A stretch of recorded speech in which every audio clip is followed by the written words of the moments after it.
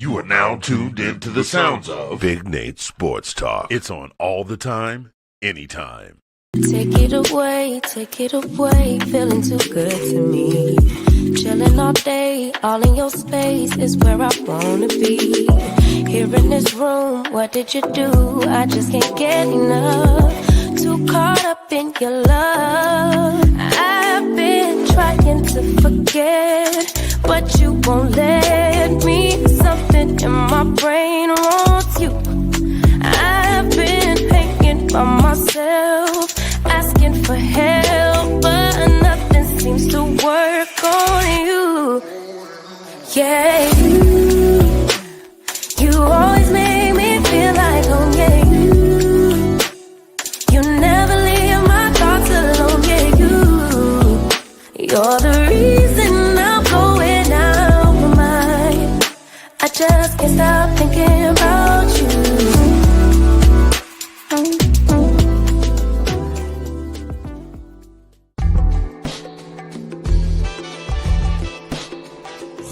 Tuned in to Big Nate Sports Talk, the show that is on all the time, anytime. And now, ladies and gentlemen, your host, Nathan Snell.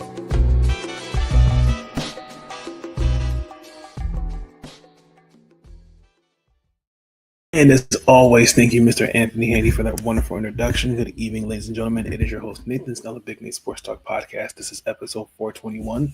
We're talking Maryland women's basketball. Before we get into that, there's a few things I want to say up front. Episode 420 has been recorded. Episode 422 is talking about the Maryland men's basketball team. That episode will be recorded tomorrow, which is Saturday. Got a plethora of basketball to talk about with them. In this episode, there's a lot to get into with the Maryland women's basketball. We're picking up from the Syracuse game. And this upcoming weekend, they have the Navy Classic tournament with winning against George Mason in Toledo. Also, I would like to also make this point. With the way everything has been going so far, because, again, you can find me on mdsportsblog.com. I'm going to take a little break from doing some writing just for a week. Just kind of recuperate. It has been kind of an extensive few weeks covering the start of the basketball season, especially some of the games and the scheduling. But after this tournament, I'm going to take a little break, but I'm still going to recap and cover the games for you. So just I want to keep that in mind. And then after this Maryland football, that'll conclude college football for me. I will not do any more other college playoff coverage. That's it. Focus on college basketball, getting ready for the WNBA expansion draft, continue to work on mock draft, free agency, Ravens, Commanders talk, and then that's about it. I'm really going into the new year. So I'll continue to like, comment, and subscribe for our future content. Thank you for the support you've given me in this channel. You can also find the podcast on Spotify and Apple Podcasts, respectfully. You can also follow me on Twitter. I'm at @1NathanSnell as the YouTube channel. You can follow me there. You can also follow me on Blue Sky. I will have all those links fixed on the YouTube channel. I'll be working on that this weekend as well. My producers helped me with that. So again, follow the social medias below. Thank you for the support. Let's get into it. The last time you guys saw me talking about the Maryland women's basketball team was against Syracuse, and it was a road trip, and that was an interesting game. We were on the midst of we were 3-0. It was an interesting game, especially coming off beating Duke. The Maryland women's basketball team moved on to 4-0, defeating the Orange. The final score was 84-73. It really, to me, started with the second half. I thought was key. I still think second half we had some things and that I didn't like, especially turnovers. That's where the fourth quarter cheat switch kind of turned on. I thought it's particularly Maryland was a little bit more efficient. They turned the ball over 12 times in that second half. And I felt like there was a lot of times they could have put him away. But again, you credit Syracuse's defense. I think at times the one thing that I kind of challenge and you're going to hear me say this as we get ready for the Navy Classic tournament. At times, our half-court offense, I'm not a fan of playing with. I like where you get out and transition, but I would like at times to slow it down. And I felt like when we go too fast, I think we kind of get a little too carried away with the ball. At one point in the fourth quarter, remember if it wasn't the fourth, it was the third. We had 5 straight possessions that ended in the turnover, but we did a better job protecting the ball. We did end up with 15 turnovers, which was better. But I think we, especially getting in conference play, that's where it's key. You want to keep it down to about that 10 to 12 turnover range.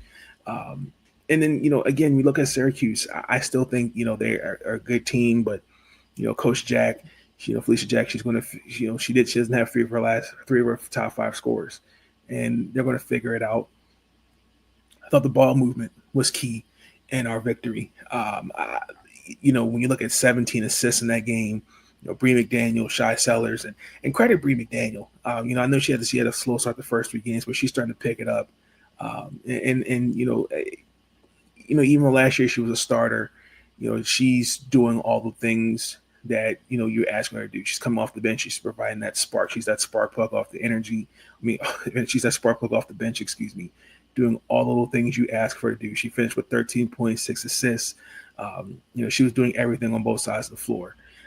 And I think, that's what I liked about our as a team in that game. When the ball is moving, when we're looking good on both sides of the ball, we're looking like one of the best so far. And it's been proven so far. And then this was my first weekend game. It was my second weekend game, Towson. This was 2 weeks ago. And coming into this game, Towson, when you're coming off back-to-back wins, non-conference-wise, this was their 4th game in 10 days, if I remember correctly, beating Duke, Syracuse, and then Towson. I don't want to say fatigue kind of got in the way. I just think, again, credit Syracuse. They very they at times were trying to make runs, and they couldn't really get a consistent run going. Now, coming into this game against Towson, at the time they were 0-3. Last year they won 20 games. And in fairness, I still think they're still figuring it out, and I think they'll be fine. India Johnston is going to be a star in this. And to me, I think she's a great player. She's their best scorer. She definitely led the way in this game. She had 2 freshmen starting out there, Cheyenne Barnes and Shariah Barnes and Katie Lay. She's built Coach Laura Hopper for Maryland Terps, and she's definitely building that team. Trying to build off a successful last year. They were 1 point away from winning the CAA championship. And in fairness, if you look at those 3 losses, they're right in it. So the biggest thing is they're, efficient-wise, offensively, coming into that game against us, they turned the ball over 78 times compared to 31 assists. You got to be a little bit more efficient with that. Now, I think that, and again, they have some youth, and I think they'll be fine. Ali Kubek for Towson Tiger. She only knew 1 player that was still there. But last year we faced, she had 17 points, did her thing. Like I said, the 4th game in 10 days, that's a lot of basketball. And I feel, and when I look back on it, on that media availability, I had the opportunity of asking the players. It was Kayleen, Shy. I want to say it was Allie. If it wasn't Allie, it was Bree McDaniel. That's a lot of basketball. And the game. I knew the game was pretty much over after the first quarter. 33 points opening the game. 10 assists, only 1 turnover. They were 5 of 7 from 3. The offense they were consistent. Kayleen Smichael should definitely be in the Big Ten Player of the Year conversation. I'm calling it right now. That was her 4th consecutive 20-point performance. He had 21 points in the win in that game. Just Towson had, they fought back, especially in the second quarter. They won that quarter, 22-21, if I remember correctly. And again, stats wise, this game shows a lot. Maryland had 33 fast break points compared to Towson's 0. Christina Dowsey, she had a double-double. Cheyenne Sellers had a double-double. They were doing a lot. Again, 27 assists. The ball movement, everything was working really well. I still think at times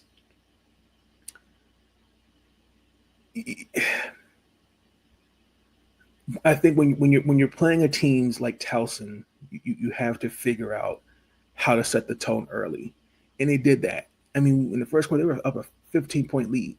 That was the largest of the season so far, and compared to the first 4 games, they did a better job of starting right out the gate, setting the tone, and especially Coppin State led by 3 points, 6 points Syracuse.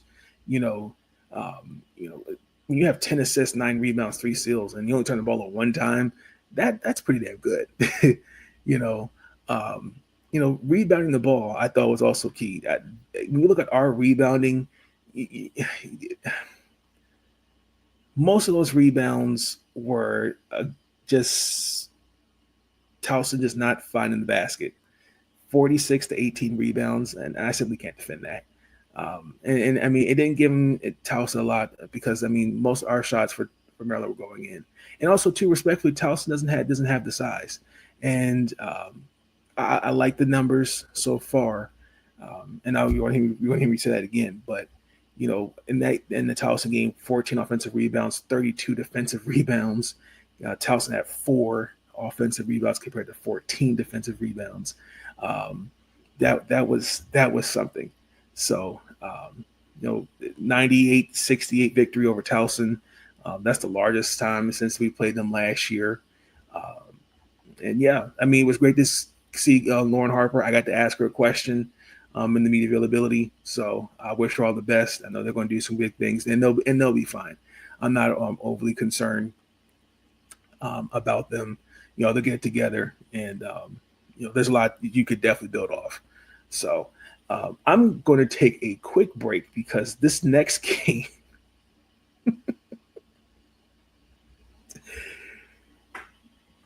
something. Be right back.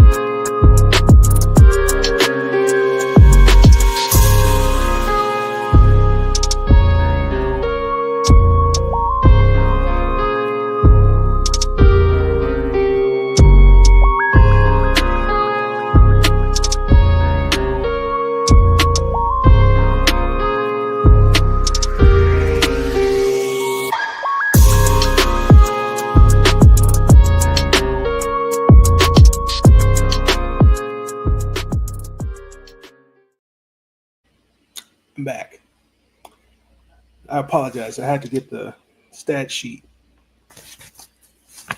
This next game, this was this past Sunday.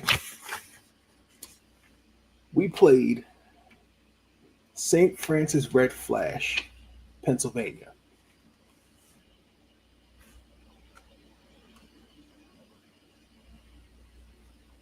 If I tell you the score, you wouldn't believe it. Final score, 107-35. What?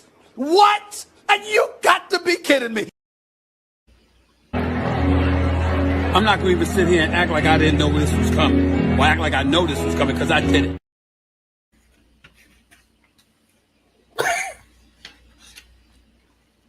It's not funny. Let me start off by saying this. When you look at these stats, I'm going to explain these stats to you. First and foremost, the Red Flash had a plus minus differential of -72. I mean, damn! Damn! What was that? What the hell was that? I'm sorry the H words and the D words aren't appropriate over the airways, but it's going to be today. I don't know how much more of this I can take. How in God's name?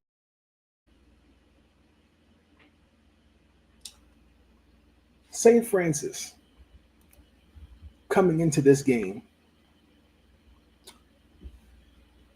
supposedly in their conference, if I remember correctly, I wrote this down, the Northeast Conference, they were 1-5 coming into this game, and they beat Robert Morris.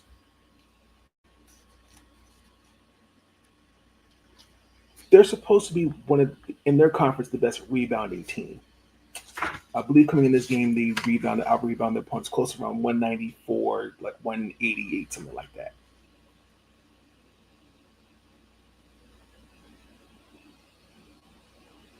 What if I told you Maryland women's basketball team, 53 total rebounds compared to their 24?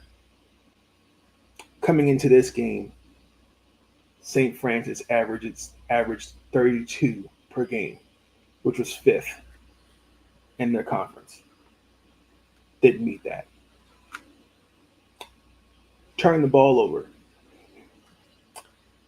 they averaged almost 22 turnovers a game.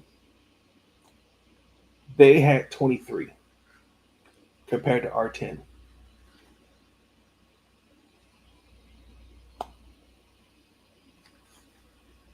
We beat this team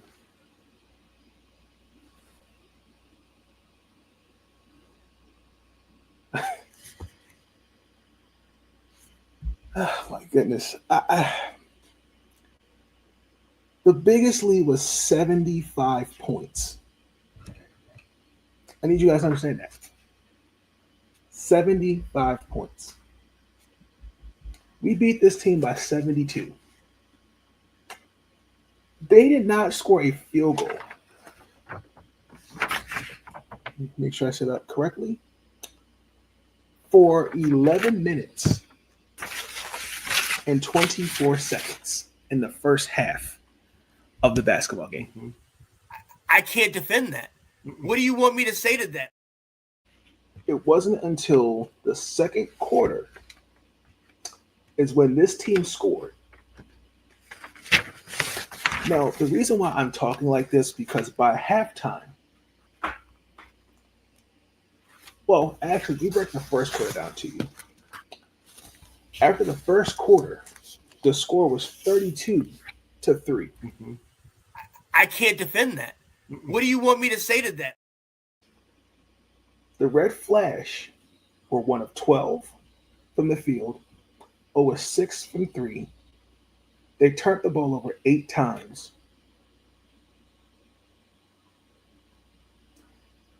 Meanwhile, we were 11 of 18, 4 of 7 from 3, 100% from the free throw line, 13 rebounds, 7 assists, 6 steals, 10 fast break points, 14 points in the paint.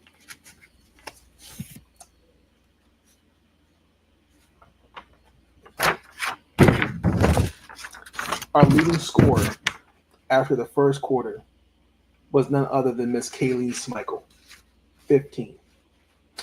Their leading scorer was Jolena Gibson, 2 points. And they were a minus 29 in the first quarter. Not done.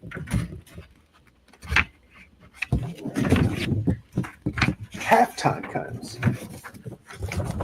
The score by halftime is 66-9. I can't defend that. What do you want me to say to that? I mean, this is some bad stuff. I don't know what I'm going to do. I don't know what I'm going to say. I don't know what I'm going to do. I don't know how much more of this I can take. You stink. Let me just get that out the way. You stink. How do you do that? How do you do that? What the hell is going on? They were 4 of 25, 0 of 12 from 3. They were a minus 57 by the end of the first half. Kayleen Smichael had finished going in that half 20 points.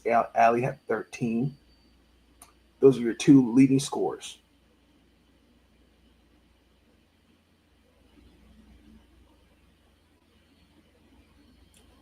Maryland had 24 points off turnovers. Maryland in the second quarter by the end of the first half had 19 bench points. Their biggest lead was 59.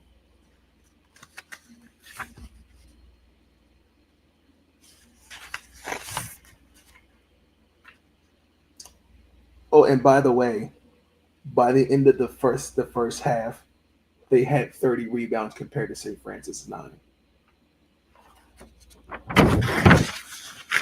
And respectfully, and I'm saying this by not trying to be mean, but I'm trying to maintain my composure. The second half, that's when I felt like we kind of took our foot off the gas. Really, it was kind of in the fourth, because they scored 11 points. They made their first 3 in the second half. They were 3 of 9, 4 of 13 from the field. They only had one player who had a plus differential of 0. We were 1 of 6 from 3, 10 of 19, but still won the third quarter.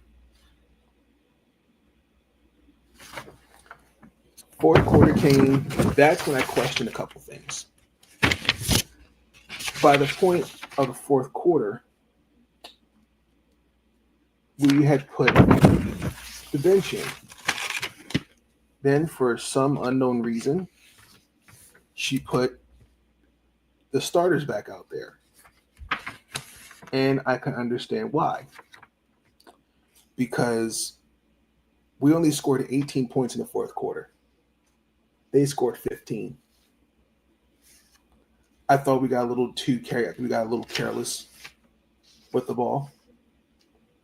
I thought listen, these stats, okay, do not reflect how awful that game was Sunday. This is not directed at the Terps. I want to make that really clear. It's the opponent. To lose by 72 points we should have beaten them more by that.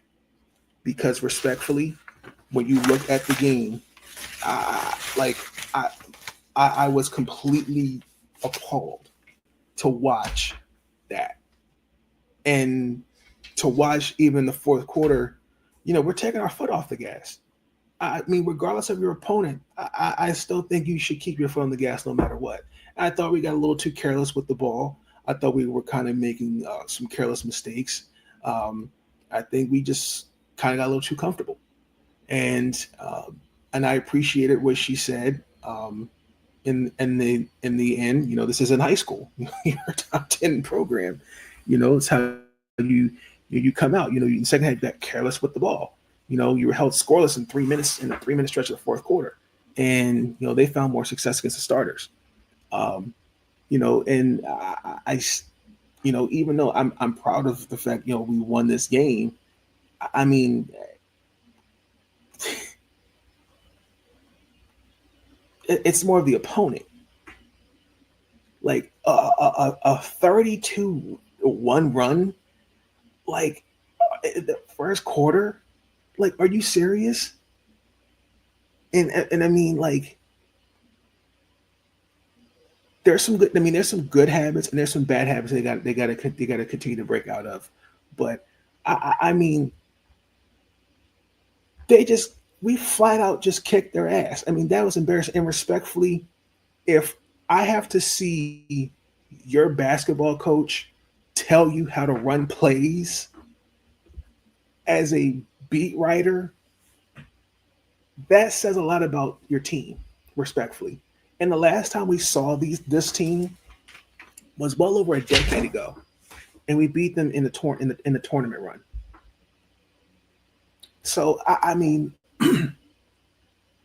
it doesn't matter who your opponent is. Holding anybody under 40 points, let alone the 35 points, is pretty damn impressive.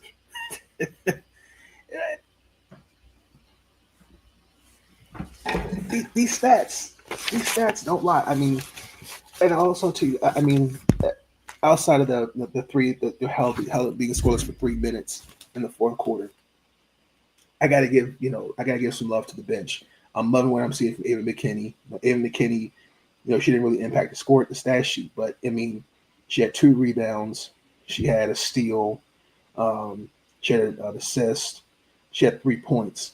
I'm loving what I'm seeing in her development so far.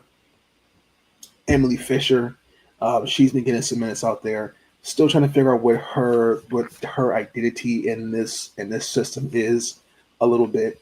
Amari DeBerry, she got some run out there. I'd like to see her get some more opportunities. Mira McLean, she had a double-double, 10 points, 10 rebounds. Saylor didn't have a Saylor-like game, but she still, again, impacted the stat sheet on the defensive side of the ball. Had a couple blocks, 7 rebounds. She had 7 points, 3 assists, 2 steals. Sarah Tidiasu, again, just different ways of impacting the stat sheet.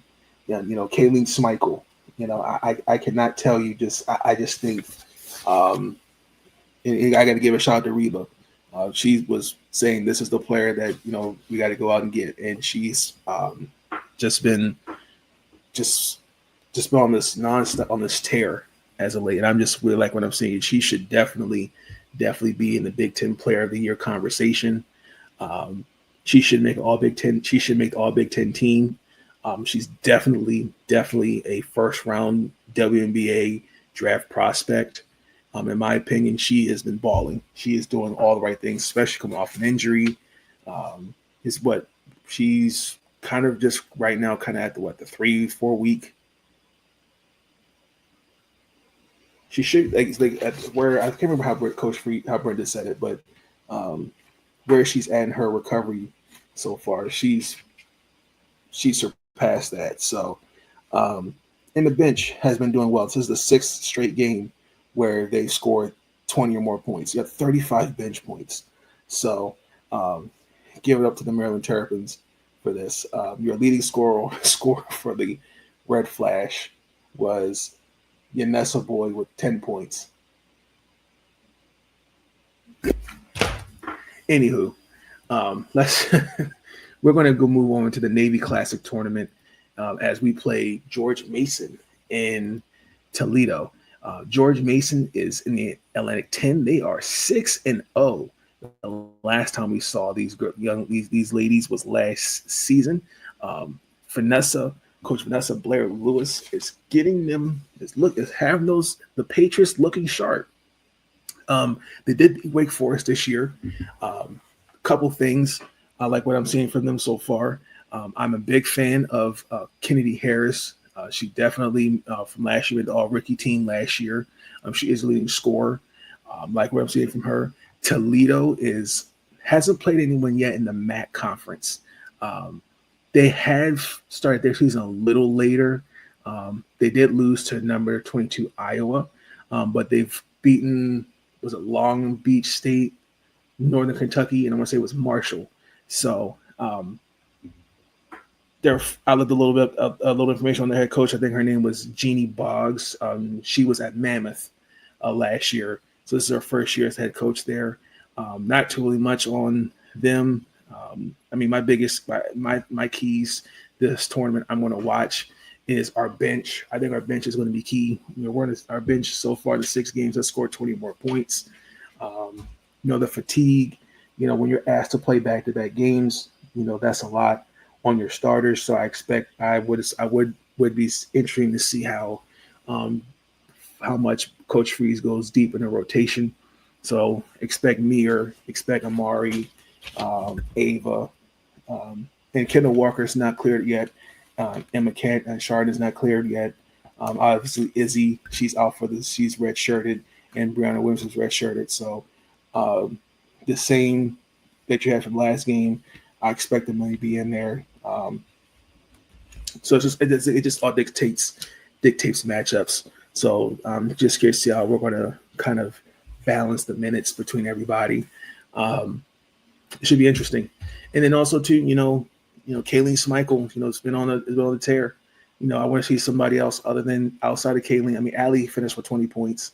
But also too, again, I kind of want to debunk this narrative that, again, even though, again, the stat sheet may not show it, Bree McDaniel was 4 of 8 from the field, 2 of 5 for 3, but impacted the stat sheet defensively, and so did Shy Sellers.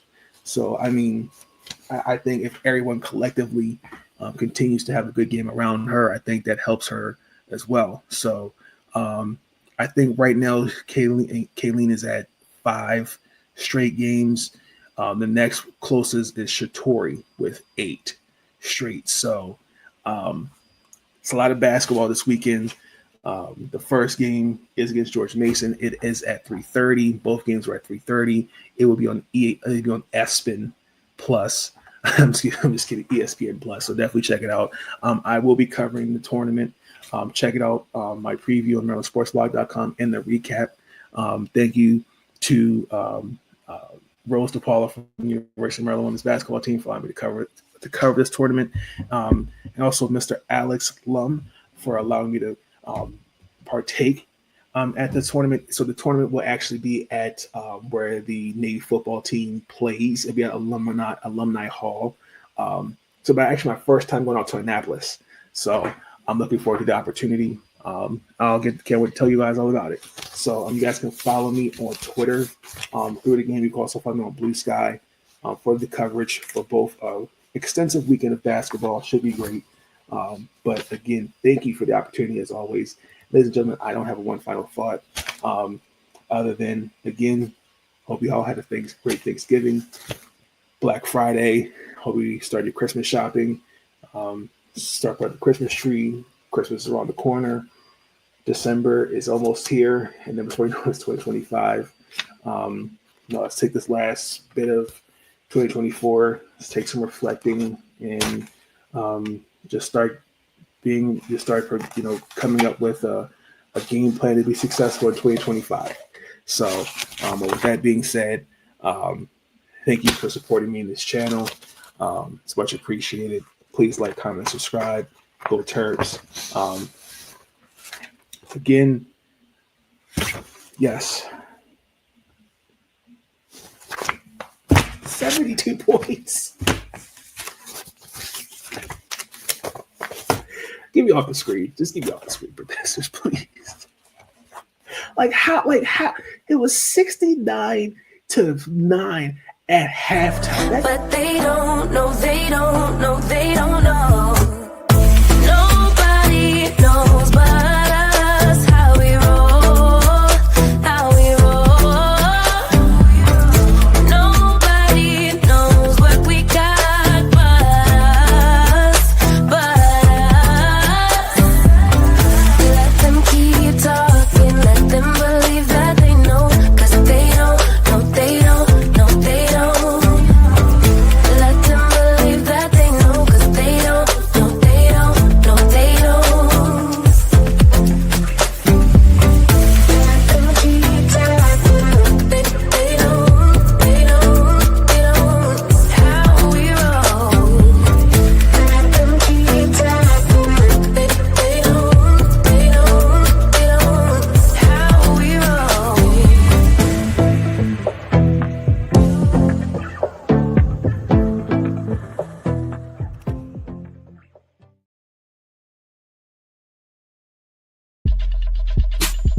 Thank you for tuning in to Big Nate Sports Talk.